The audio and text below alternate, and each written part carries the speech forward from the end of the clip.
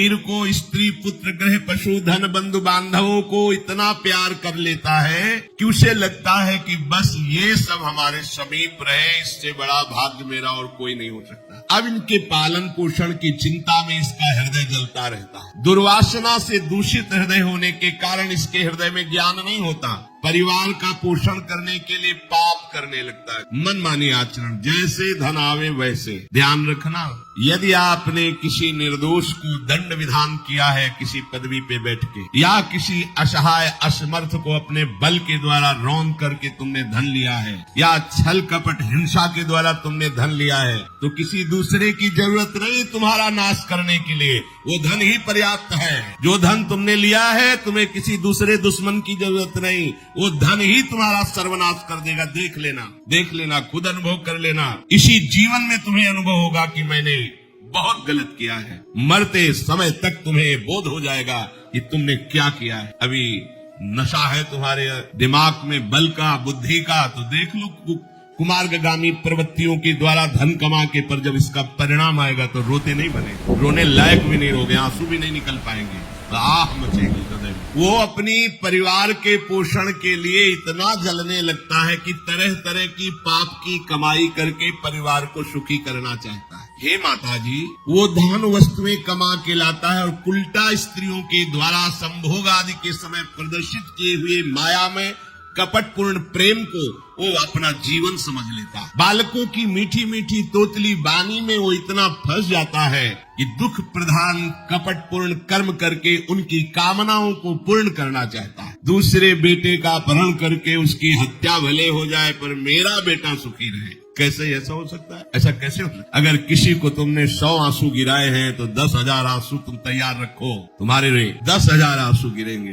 तुमने किसी को अगर एक बार भी कटुवचन बोला है, 10 बार तुम्हें कटुवचन सहना पड़ेगा। ये भूमि है, जैसे एक दाना फेंको तो सैकड़ों दाना पैदा कर देती, इसे कर्म भूमि कहते हैं। तुम्हारा कर्म बहुतायत होकर तुम्हें फल देगा, अच्छा या बुरा, जैसा कर्म किया है। अब वो सोचता है कि धन के द्वारा हम अपने और अपने परिवार के दुख का नाश कर लेंगे। इसी में वो सुख मानने लगता है कि एन केन प्रकारेण दम्भ कपट पाखंड झूठ हिंसा दुराचार व्यभिचार कैसे भी हो धन मिलना चाहिए। अब वो भयंकर हिंसा वृत्ति के द्वारा धन संचय करता है और अपने परिवार का पोषण करता है, जिसके फलस्वरूप उसके लिए नर्क निश्चित हो जाता है। जीते जी ये अमुक नर्क में जाएगा। जैसे कानून है, आप हत्या करोगे तो अमुक केस लगेगा, उसका परिणाम आपको फांसी या आजीवन सजा, ऐसी पहले से निश्चित है। ये कर्म करोगे तो आपको ये नर्क मिलेगा, ये कर्म करोगे इतने कल्प तक। वहाँ वर्ष नहीं चलते, कल्प चलते। स्वयं तो उनके खाने पीने से बचे हुए जूठे अन्न को खाकर सुख पाना, बच्चे का जूठा, परिवार का अच्छा लगा, मेरा परिवार, और वैसे ही दूसरे परिवार का नाश करके हिंसा करके वो धन कमाता है। जब ऐसा कोई करता है तो बार बार प्रयत्न करने पर भी दुख हटता नहीं, दुख बढ़ता चला जाता है। लोभवश वो इतना अधीर हो जाता है कि उसे जीवन भार लगने लगा। अब क्या करूं, कैसे करूं? क्योंकि अधर्म के द्वारा कमाया हुआ धन कभी शांति प्रदान नहीं करता, सदैव दुख बढ़ाता रहता, विपत्तियां बढ़ाता रहता है। मंद भाग्य मंद बुद्धि वाला पूरा जीवन व्यतीत हो गया अधर्म करते हुए, अब आया बुढ़ापा, चिंता छा रही है, लंबी लंबी सांसें ले रहा है, कोई उससे बात नहीं कर रहा है। जिनका पालन पोषण किया है वही पुत्र परिवार उसको देखना भी पसंद नहीं करते। खूब खास के थूकता है बुढ़ा, घर के बाहर सब गंदगी फैलाए है। अगर कहीं साइड में कमरा है, पिछवाड़े टाइप कहीं हो तो ऐसे रखे जाते बूढ़े बाड़े, इज्जत खराब होती है, सामने ही प्रवेश होते, खांस रहे बैठे, कोई उनका आदर नहीं करता। जैसे किसान बूढ़े बैल की उपेक्षा कर देता है, ऐसे परिवार वाले उसकी उपेक्षा कर देते। फिर भी उसे घर से वैराग्य नहीं होता, हरि की याद नहीं आती। उसने स्वयं जिनको पाला था वही उसका निरादर करते हैं। पक्का एक बिंदौर है यमुना के किनारे, फतेहपुर जिला, उस समय भ्रमण में थे तो एक गांव की गली से निकलना पड़ा। कोई ऊपर से देख रहा था, वृद्धाया बड़ा महल जैसा मकान बना था। स्वामी जी रुकिए रुकिए, बोली मैं बहुत ये सब मैंने कमा के मकान बनाया है, मेरे बच्चे मुझे रोज गाली देते मारते, अच्छे अच्छे पदार्थों बना के पाते हैं मेरे लिए, क्या करूं? बाबा जी से पूछोगे तो क्या? एकमात्र उपाय भगवान की शरण में हो, अब भजन करो, चौथी अवस्था है। बोले वो तुमसे बात चल रही, क्योंकि लोगों की धारणा होती कोई जंतुर दे देंगे, कोई छूछा कर देंगे, काम बन जाएगा। बहुत गिरी हुई स्थिति लोगों लोगों की होती है, वो ये नहीं समझते कि राधा राधा कृष्ण कृष्ण कहने से सब दुख दोष नष्ट हो जाएंगे। तुम्हारा परिवार क्या तुम्हें विश्व प्यार करने लगेगा। जा पर कृपा राम की हुई, ता पर कृपा करे सब कोई। विश्व तुम्हें प्यार देगा, विश्व तुम्हें सम्मान देगा, यदि तुम विश्वेश्वर भगवान श्री हरि का नाम जप करोगे, उनका आश्रय। पर ये मार्ग ही किसी को नहीं समझ में आता। वृद्धावस्था के कारण उसका रूप बिगड़ गया, बुद्धि कमजोर हो गई, शरीर रोगी हो गया, अग्नि मंद पड़ गई, पुरुषार्थ और भोजन दोनों कम हो गए, बस घोर चिंता। अब पता ही नहीं चल रहा, सोच निकल गई, पड़ा है उसी गंदगी में। जब वो रो रो के कहता है सर, पीटते हैं घर वाले, मैंने पीटते हैं, पड़े पड़े भरपूर भोजन नहीं देते, हगेगा कौन, फेंकेगा, कैसी दुर्गति। इसमें जो शब्द लिखा है, आस्तेव मत्यो पन्यस्तम गृहपाल इवाहरम। गृहपाल कहते कुत्ते को, कुत्ते की भांति वो सबके अपमान सहता रहता है और रूखे सूखे टुकड़े खाकर जीवन निर्वाह करता है, फिर भी उसे भगवान की याद नहीं। मृत्यु का समय जब निकट आता है तो वायु उत्क्रमण से इसकी पुतलियां चढ़ जाती हैं, श्वास प्रश्वास की नलिकाओं में वायु आना जाना रुक जाता है, कफ भर जाता है। अब इसे श्वास लेने में भयानक कष्ट होता है, कंठ में घुरघुराहट, पर उसका मोह उन्हीं अपने बच्चे, परिवार, घर, शब्द, ये सब छूट गया है। बड़ी दुर्गति। अंतिम समय क्या सोच रहा है, ये पत्नी छूट जाएगी, बेटे छूट जाए, और बेटों ने क्या उनके साथ व्यवहार किया, ये मोह है, ये मेरा कमाया हुआ मकान कैसे छोड़ सकते। तो छिपकली बन के आना, इसी मकान में रहेंगे। पक्का आपका अंतिम फाइनल आपका चिंतन होता है, आपका चिंतन वही बनेगा जो जीवन भर आपने किया, उसके परिणाम में बंधु बांधव आकर घेर लेते और मनाने लगते हैं कि अब जल्दी मर जाए, भगवान उठा ले इसे। मृत्यु पाश के वशीभूत महान कष्ट को भोगता हुआ अपने परिवार का चिंतन करता है। वो मूड ये भी नहीं सोच पा रहा कि अगर अंतिम समय कृष्ण बोल दूं, राधा बोल दूं तो काम बन जाए। कुटुंब का भरण पोषण और मोह में लगा हुआ यमराज के दूत आते, मार मार के उसके प्राणों को खींचते। वो तो मार वही जानता है जिस पे पड़ती है, और सोचता कौन है, विवेक है ना, इसलिए सोच काम नहीं करती। भयंकर रोष युक्त नेत्र वाले जिनके देखने से पेशाब छूट जाए, तभी तो आप देखो मरने वाले का शौच और लघुशंका सब छूट जाती है, देखने मात्र से, इतने वो भयानक है। वो देखकर भय के कारण मलमूत्र त्याग कर देता है। सा दृष्ट्वा त्रस्त हृदयः सृकन् मूत्रं विमुञ्चति। इतना भयावह स्वरूप होता है उनकी घुड़क, और उनके मार की टट्टी पेशाब सब छोड़ देता है। यमदूत उसे भयंकर यातना देती हुई प्राण खींचते हैं। अब ये तो वही जानता है जिसके खींचते हैं। बाहर वाले सब घेरे बैठे हैं, कोई एक बार भी नाम नहीं बोला। अगर एक बार बोल देता राधा तो भाग जाते यमदूत और वो बच जाता। पर ये सौभाग्य तो जिसने जीवन में धर्म किया है, कहीं न कहीं भगवद आश्रय लिया, उसको ये मिलता है। जैसे कोई घोर अपराधी को सिपाही बांध कर ले जाते हैं, उसी प्रकार रस्सी में बांधकर बलात् उसको यमलोक की लंबी यात्रा करा के, रास्ते में पिटाई, घुड़कियां, उसे प्यास लगती, पानी नहीं दिया जाता, तपती हुई भूमि पर चलाया जाता है, कुत्ते नोचते हैं, व्याकुल हो उठता है, भूख प्यास उसे बेचैन कर दी। पर यहाँ किसी की भूख नहीं मिटाई तो तुम्हें रास्ते में भोजन नहीं मिलेगा। यहाँ कभी किसी को पानी नहीं पिलाया तो एक बूंद पानी नहीं मिलेगा तुम्हें। ये कर्म भूमि है। दावानल जैसी दहकती हुई भूमि पर उसे चलाया जाता है। तप्त बालुका में मार्ग में जब एक पग भी आगे बढ़ने की सामर्थ्य नहीं होती, मूर्छा जाती है, मार मार के उसे चेतना में लाते हैं यमदूत, फिर घसीटते हैं। महान दुख में अंधेरे मार्ग से अत्यंत क्रूर यमदूत उसे यमपुरी को ले जाते हैं। कितना मार्ग? 99,000 योजन मृत्यु लोक से। ये ऐसे नहीं कि कोई गप लिखी हुई है, नहीं नहीं। जैसे तिहाड़ जेल है, अब जानते ही नहीं तो क्या जानोगे, कहाँ तिहाड़ जेल? जाओ देखो जाके। आजीवन कारावास, कैसे बड़े कठोर कठोर, जैसा अपराधी वैसा दंड विधान। यहाँ थोड़ी दया है क्योंकि हृदय है, वहाँ हृदय नहीं, वहाँ हृदयहीन शासक तुम्हारे पीछे लगाए जाएंगे। हृदय ही नहीं है, बस एक एक कर्म का हिसाब। जो हमने पढ़ा था पहली बार तो होश उड़ गए थे। जो यहाँ दूसरे का मांस खाते हैं ना, कोलू में पेरे जाते, कोलू जैसे गन्ना नहीं पेरा जाता, लगा दिया कोलू में पेरे। मरना है नहीं, सोचो कितना कष्ट। फिर इसके बाद शमशी से मांस नोच कर उसे खवाया जाता। होश में हो जाओ। 99,000 योजन का मृत्यु लोक से यमलोक का मार्ग है, लिखा हो 99,000 योजनानाम सहस्राणी नवतिम नवचाध्वनः त्रिभिर मुहूर्तैर द्वाभ्याम वा नीतः प्राप्नोति यातनः। एक योजन का मतलब 4 कोस, 99,000 योजन। इतने लंबे मार्ग को 2 या 3 मुहूर्त में तय करना, दौड़ा के 2 या 3 मुहूर्त, बहुत कम समय। फिर वहाँ पहले से तय, इसको इस नर्क में डालो, इसको इस नर्क में। वहाँ इतना समय, थोड़ी भीड़ लगी है। जैसे अपने एक फोड़ा हुआ तो अपने इतने कष्ट समझते, अस्पताल जाओ देखो चीख लगी, किसी पैर टूटा, किसी कुछ, ऐसे वहाँ सब हिसाब हो रहा है। उसको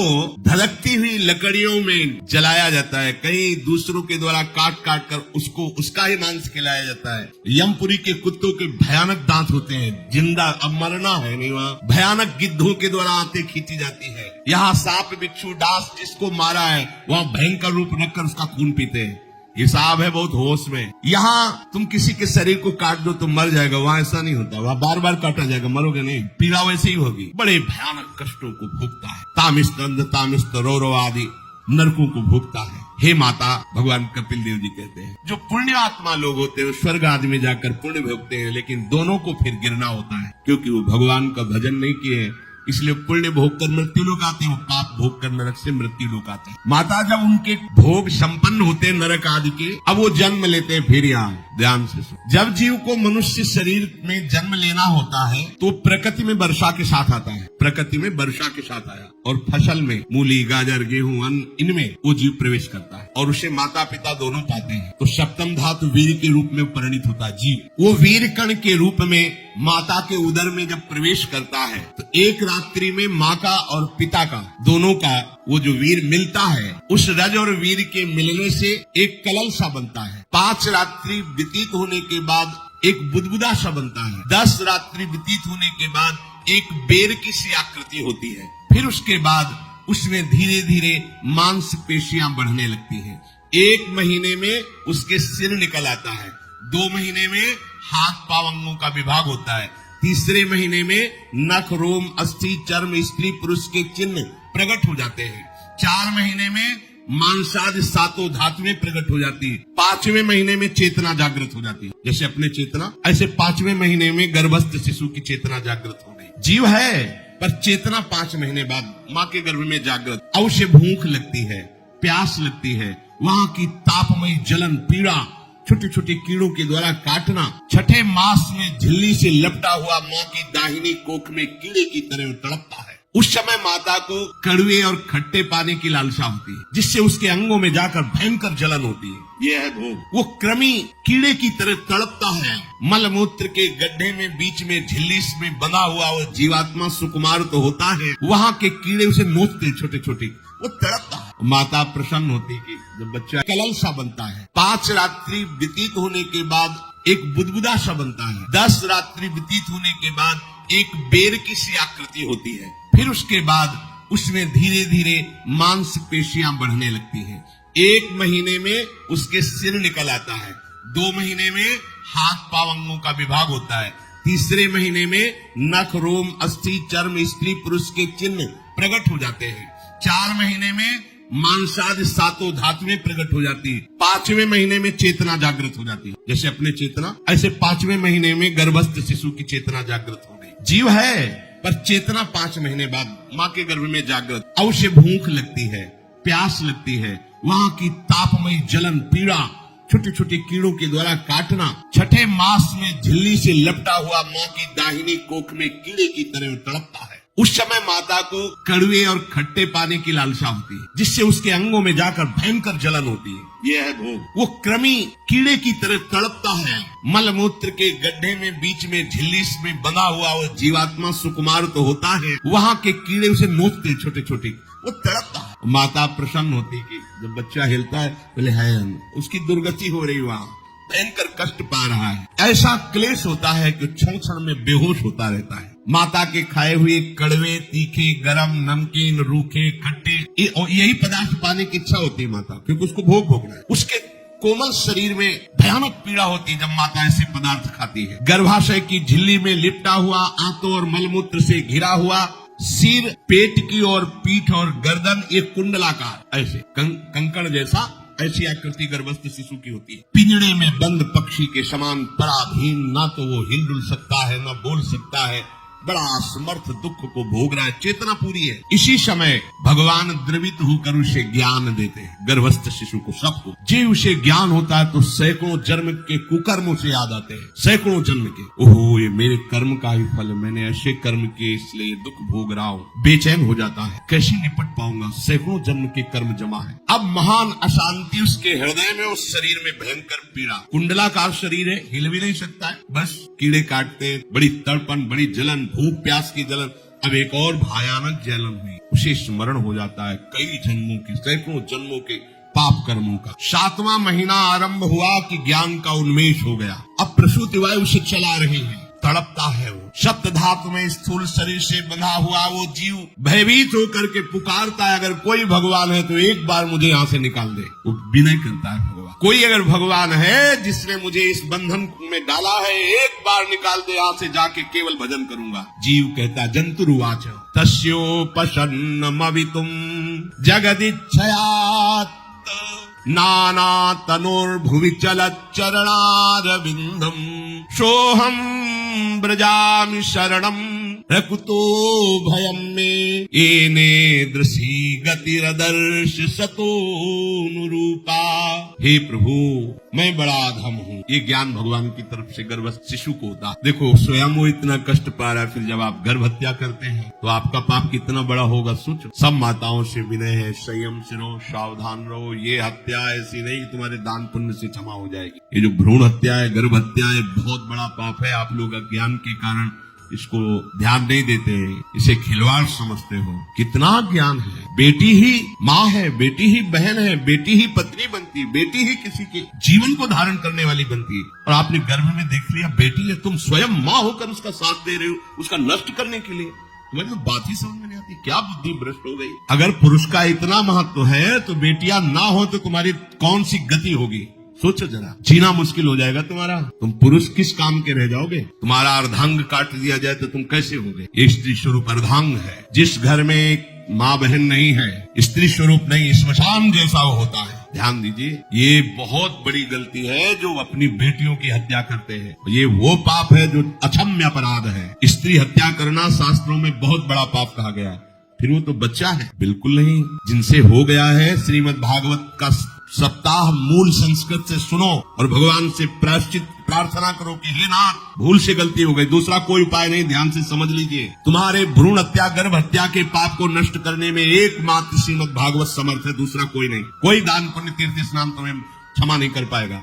ये ऐसा महापाप है। अगर हृदय में जलन करके और मूल संस्कृत के द्वारा पूरी 7 दिन में भागवत श्रवण की जाए नियम से, तो भागवत समर्थ है इस हत्या के पाप से भी आपको मुक्त कर दे। जिनके ऐसे हत्या हो गई हो करवा लो, नहीं तो बुद्धि आगे भ्रष्ट करके तुम्हें हरि गुरु से विमुख कर देगा। ये पाप ऐसा नहीं कि तुम्हें 2-4 माला घुमाने से क्षमा हो जाएगा। ये महत अपराध है। सबकी समझ में नहीं आता, समझ जाओ, नहीं तो आप जहां भी हो वहीं से भ्रष्ट कर देगा। ये अपराध नष्ट नहीं होगा, श्रीमद् भागवत की कृपा से नष्ट हो जाएगा। ये हमें बहुत विश्वास है। श्रीमद् भागवत सप्ताह की ये है ही महामहिम। प्रेत योनि को प्राप्त धुंधकारी को सीधे भगवत पार्षद स्वरूप देकर परम पद में आरूढ़ कर दिया। केवल 7 दिन की मूल संस्कृत एक भी श्लोक नहीं छूटना चाहिए।